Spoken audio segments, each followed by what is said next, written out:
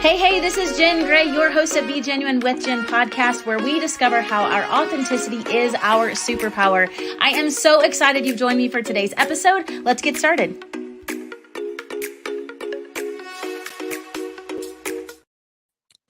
Hey friends, it is Jen Gray. I am super excited to hang out with you guys today. We are on episode 18 of the show, and we're talking about mom guilt. I made a post this week that I felt like really resonated, and I want to really dive through it.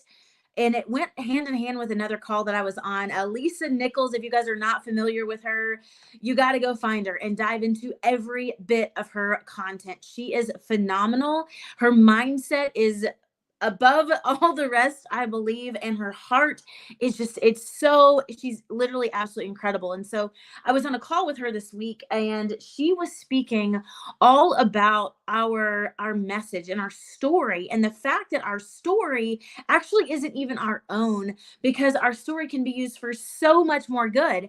And I don't know about you guys, but when you think of parts of your story, you think of parts of your history, there's parts of it that you may be more apt to share. Maybe you've already refined that story, and you've discovered how it can fit and how it can add value, right? Maybe it's a little bit rough, but you've already been able to see the light at the end of that tunnel, and so it feels more free for you to share.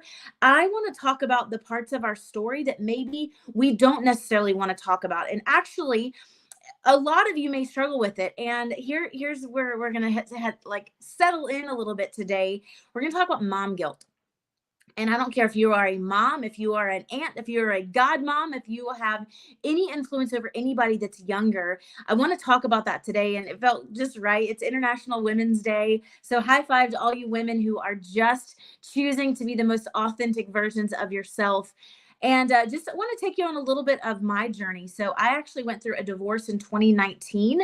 And then ultimately, there was a lot of hurt, right? There's hurt. And even in that transition, I don't know if you've been through a divorce, but when you go through a divorce, I hadn't processed what that was going to look like as far as the time away from my kids, right? It's like I knew that the marriage needed to dissolve, but my kids, right? That's hard. And so in that transition, there's a lot of guilt that comes in those seasons. And so maybe you have a season of your life where maybe you transitioned from being a stay-at-home mom into being a working mom, or maybe you entered a new relationship, or I don't know what your story is. And I would love to know what your story is. I would love to hop on a Zoom and hear about your world and just be an encouragement to each other. But here's what I do know. We can either be each other's greatest support, or y'all, we can cause each other so much pain. And here's what I want to talk about. If you've ever made a post that elevates women, one type of woman over another type of woman, I just want you to know that you're actually breeding this comparison that I feel like is stealing a whole lot of people's joy. And you can stand for something, and you can have convictions or have a stance on something. But here's what I don't also think. I don't also think that it needs to be to the detriment of somebody else's choices. And so maybe you've never walked through divorce, or maybe you've never had to choose between being a stay-at-home mom or a working mom, or maybe you've never moved 12 hours away for almost 2 years. Okay. So a lot of those parts of my story, I don't wish on anybody. And so just to give you a glimpse. So after my divorce in 2019, in 2021, I had a very, very tough decision. I was fighting to get my kids out of a culture and out of a group of people that caused me pain. That's what I felt in 2021. Okay. That's where my mind was. And when you are operating your life out of hurt, you guys may have done this, right? You've operated your life out of a season of hurt. You are making very, very, very short-sighted decisions because you just want to relieve pain. I don't know if anybody can relate to that, where you just want to relieve pain. And so I believe the best solution for that would be to get my kids into a new culture.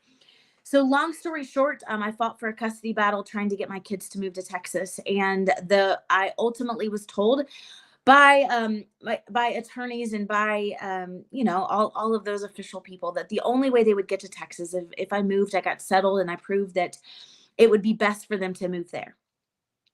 So what that meant was I moved to Texas without my kids full time. And I want you to let that sit. And maybe even me just saying that out loud, your initial reaction is, what kind of mom does that? Okay. And I am giving you all of that permission to do that, because guess what? Here's what else I want to know. I want you to just like hone in on this important fact. If you've never walked a second in someone else's shoes, I want you to know that you don't have the tools to help them decide what's best and what's not best. And what I dealt with in that season is I was escaping from one thing, and I entered into a new thing. And so I could go back and we could go through 100 reasons why it could have been the best decision or why it wasn't the best decision. But ultimately, 2023, I knew 100% for sure was not what was best for my kids. And so I had to have a very, very humility filled conversation with my kids and say, hey, you know that mommy was fighting to get you to Texas because I believed it was what was best. But as soon as mommy knew it wasn't best, I'm not going to fight to get you somewhere else anymore. Instead, we're going to heal. Okay. And I wish that just meant it's easy decision. And so maybe that was for you. Maybe, and here's why I want to share this. And listen to Lisa Nichols this week. Here's what I want to share. I want it to be an even playing field. Y'all, we can look at social media and think that everybody else has their crap together, and we can look at our own lives and feel like it's a dumpster fire that we're trying to survive. So I just want to like clear the playing field out and say, guess what? There's a lot of messy stuff of my story. And I want you to know that I'm not showing up in spite of that. I want you to know that the messy parts of my story has softened my heart and created who I am today. And ultimately, it's created who you are right now. And so we've got to stop looking at the lens and looking at social media that casts shame and guilt and pain onto our pain. And I want to align with you, link arms with you, and say, guess what? You may have made a decision for your kids that no one else understood. No one else understood. I've made a lot of them. And guess what? I can have empathy on all of the judgment cast on me because I'm like, y'all have never walked a second in my shoes. But guess what? Here's where else we have to get to. We also have to know that there's sometimes we don't make the best decisions, and we also can reverse them, and we can move forward, and we can change. We are not sold out to the worst decisions of our life. This could be in relationships. This could be in work. This could be in business. This could be in you deciding you're going to be a part of an organization and now you don't want to be part of an organization. But I just want to talk about it in the realm of being a mom. And there are so many different ways to do it. I mean, like you have a kid and it's like, do you cloth diaper or do you regular diaper? Do we make our own pureed food or do you buy the Gerber crap in the store, right? Like there's all these different like divisions that we have as moms. And listen,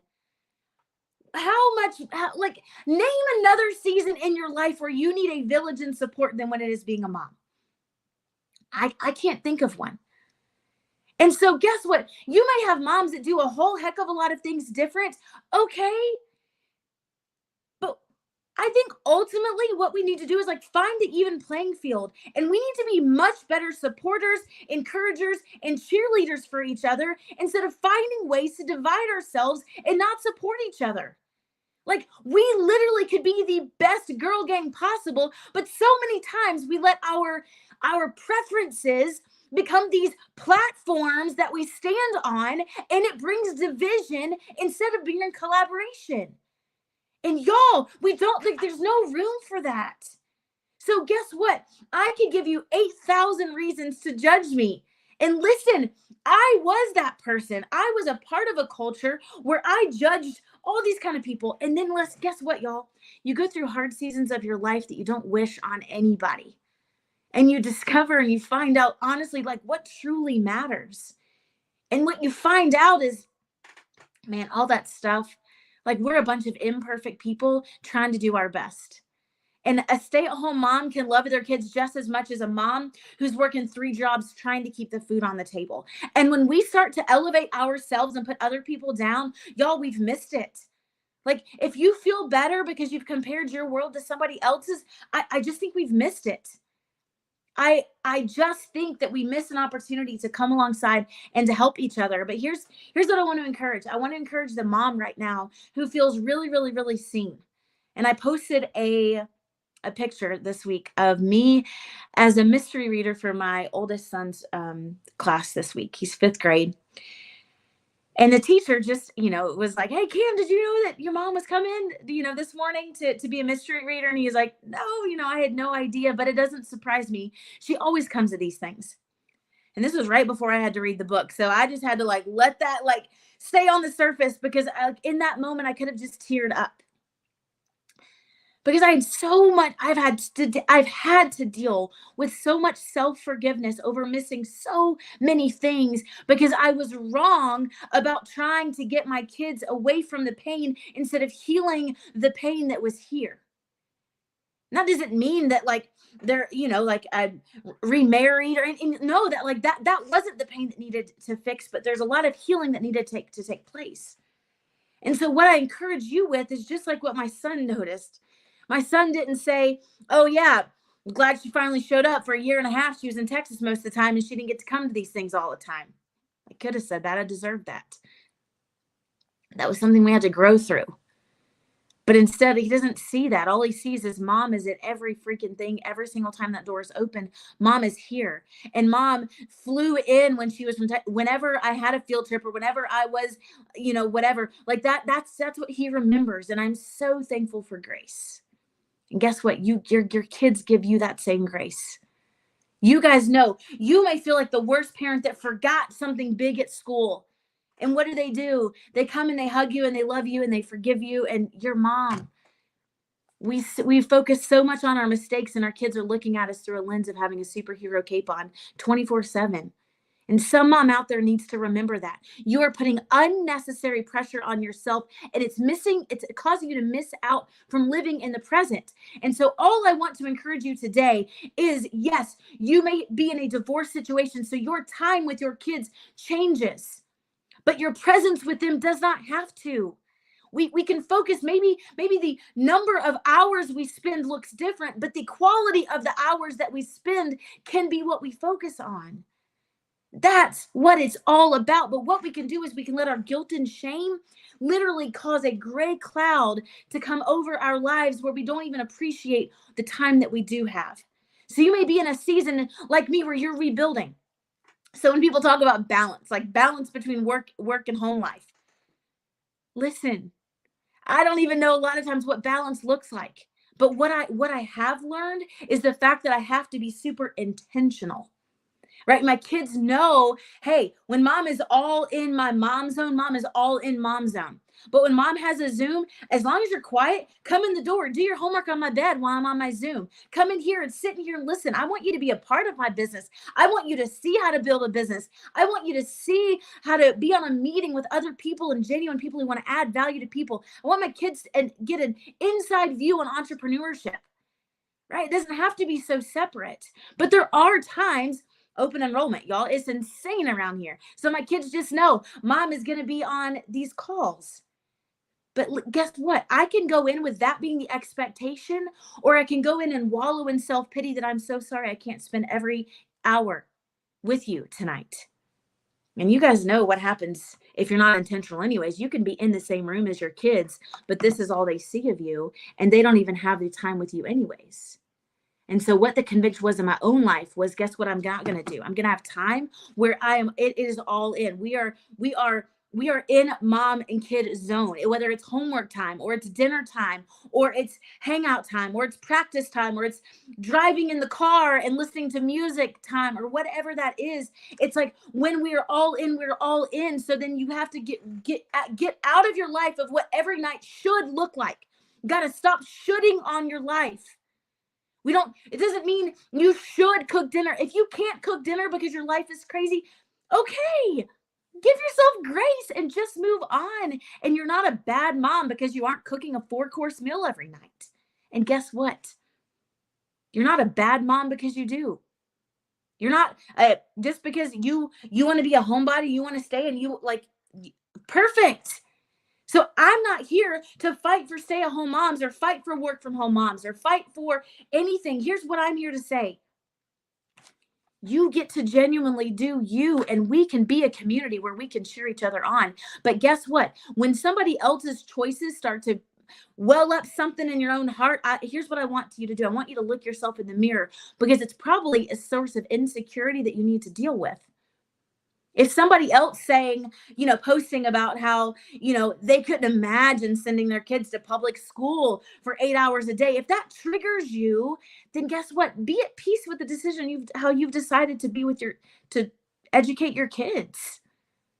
Like, that's okay. Like, let them post. If they're proud about being a homeschool mom, let them be proud. If you're proud because you are letting your kids do this, like, just be proud, and let's just cheer each other on, instead of feeling some type of way about something else. And so I want you to examine, I want you to remind yourself that you are a superhero to your kids. And maybe there's ways that you can just shift the intentionality.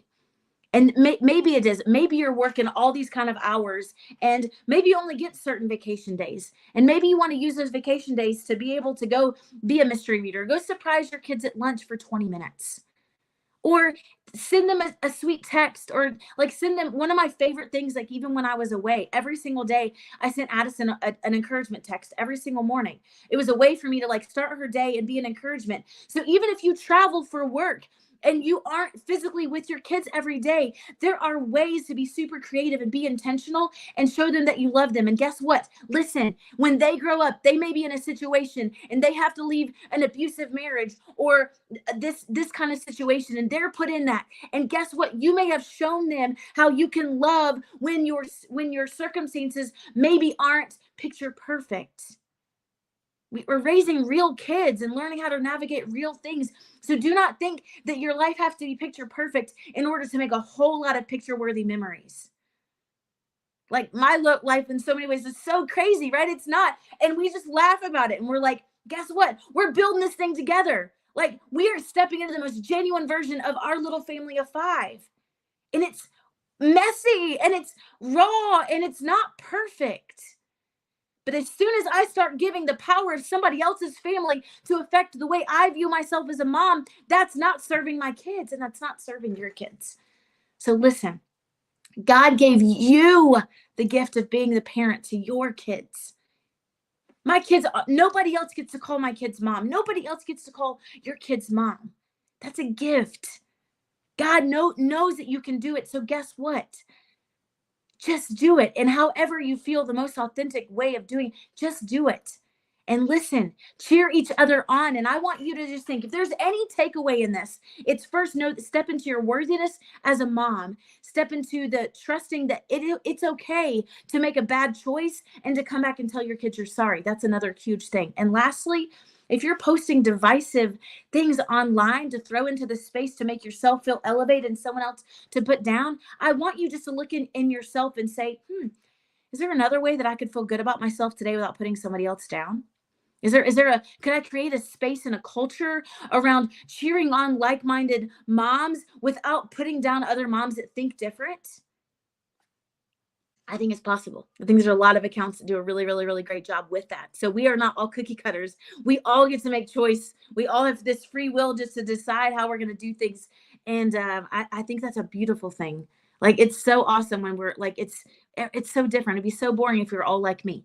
Like, that would be so boring. Okay. We would never get like all the things. I could list off all the reasons why we don't need a whole bunch of gens around. But listen, your uniqueness is what qualifies you to be the kind of mom that you need to be. And I want you to step into that. And I want you to be intentional.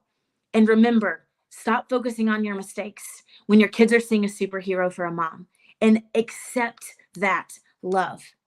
Accept it. They give it so freely, and our own guilt can keep us from even receiving that. Receive their love, and you guys are absolutely amazing. So high five, moms out there. If you found any value in this, I would invite you to do a couple of things. Would you please subscribe to this wherever you listen to podcasts? Be Genuine with Jen. If you're on YouTube, hit the follow. If you're on Facebook, hit the share. And I would love to connect with other like-minded people who just want to become the most genuine versions of themselves. I don't have a whole lot of things figured out.